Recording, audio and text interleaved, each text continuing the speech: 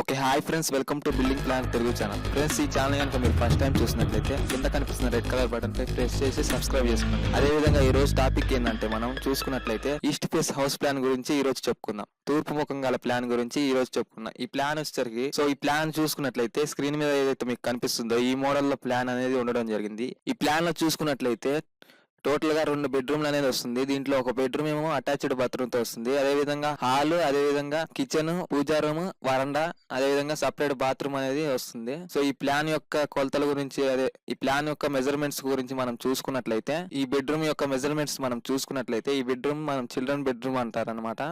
So ఈ bedroom measurements మనం చూసుకున్నట్లయితే 11 అడుగుల 3 అంగుళాల వెడల్పు, అదే విధంగా 10 అడుగుల పొడవులో అనేది ఈ బెడ్రూమ్ ఉండడం జరిగింది. సో అదే విధంగా ఈ బెడ్రూమ్ లో మనం ఇక్కడ ఈ లైన్ అయితే ఏదైతే కల్పిస్తుందో ఇక్కడ అనేది కబోర్డ్స్ అనేది ఇవ్వడం జరిగింది. సో అదే విధంగా మిడిల్ లోనేమో టీవీ షోకేస్ అనేది వస్తుంది ఈ కబోర్డ్స్ లోనే. సో నెక్స్ట్ బెడ్రూమ్ చూసుకున్నట్లయితే ఏదైతే ఈ బెడ్రూమ్ ఉందో ఇక్కడ 12 అడుగుల వెడల్పు, 10 అడుగుల పొడవులో ఇవ్వడం జరిగింది. దీంట్లో కూడా కబోర్డ్స్ అనేది రావడం జరుగుతుంది. ఈ విధంగా ఇదైతే కనిపిస్తుంది ఇది. సో నెక్స్ట్ మనం దీంట్లోనే బాత్రూమ్ సైజెస్ మనం చూసుకున్నట్లయితే 5 అడుగుల పొడవు, 6 అడుగుల వెడల్పులు అనేది ఈ బాత్రూమ్ సైజెస్ అనేది ఇవ్వడం జరిగింది. సో ఈ నెక్స్ట్ మనం హాల్ చూసుకున్నట్లయితే టోటల్ గా హాల్ వెడల్పు అనేది 24 అడుగుల వెడల్పు, అదేవిధంగా 11 అడుగుల 3 అంగుళాలు పొడవులో ఇవ్వడం జరిగింది. సో ఇక్కడ మొత్తం ఇది లైన్ మీకు కనిపిస్తుంది కదా, ఈ లైన్ అనేది కబోర్డ్స్ అనమాట. ఇక్కడ మధ్యలో టీవీ షోకేస్ అనేది ఒకటి వస్తుంది. అదేవిధంగా ఇక్కడ కూడా కబోర్డ్స్ వస్తాయి ఈ కార్నర్ దాకా. ఇక్కడేమో సిట్టింగ్ ఏరియా అనమాట, మనం కూర్చొని టీవీ చూడటానికి ఇక్కడ యూజ్ అవుతుంది. ఇక్కడ ఒక విండో వస్తుంది. అదేవిధంగా మనం నెక్స్ట్ కిచెన్ మనం చూసుకున్నట్లయితే కిచెన్ కొలతలు 8 అడుగుల వెడల్పు, 9 అడుగుల 3 అంగుళాలు అనేది పొడులు ఇవ్వడం జరిగింది.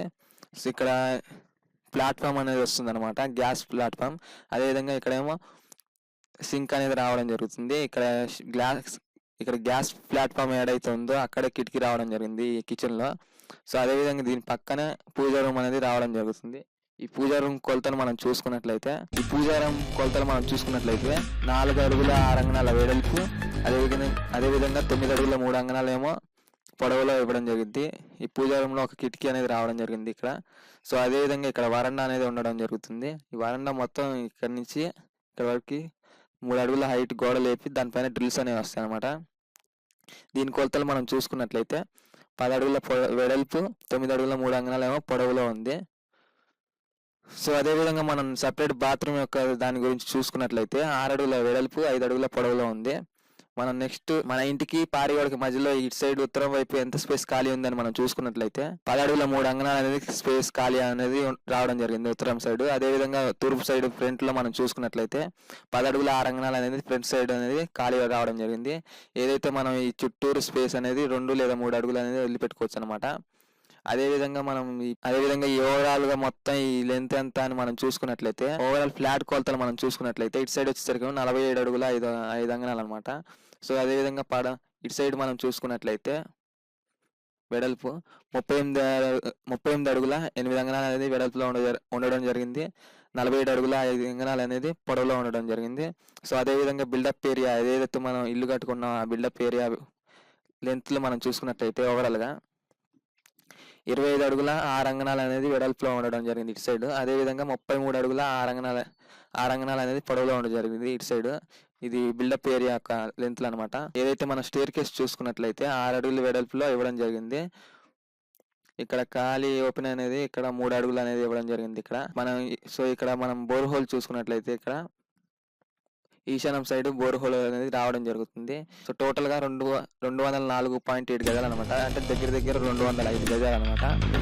సో ఈ ప్లాన్ అనేది దగ్గర 5 సెంట్లలో అయితే సింపుల్ గా పడిపోతుంది ఈ ప్లాన్ అనేది. సో ఈ ప్లాన్ ప్రకారం మనం ఇల్లు కడితే ఎంత ఖర్చు అవుతుందని మనం చూసుకున్నట్లయితే టోటల్ గా 14 నుంచి 15 లక్షలు మినిమం అనమాట, సింపుల్ గా వస్తుంది. మినిమం 14 నుంచి 15 లక్షలు మన చేతిలో ఉంటే సింపుల్ గా ఇల్లు అనేది కట్టడం జరుగుతుంది. అదే విధంగా సెకండ్ క్లాస్ లో కావాలంటేనేమో 18 నుంచి 20 లక్షల దాకా పెట్టాలి.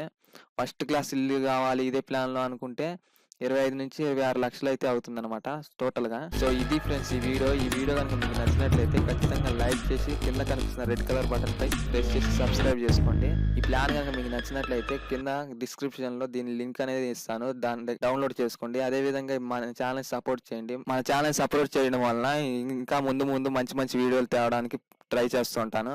సో కింద కనిపిస్తున్న రెడ్ కలర్ బటన్ పై ప్రెస్ చేసి సబ్స్క్రైబ్ చేసుకోండి. అదే విధంగా లైక్ చేసి షేర్ చేయండి.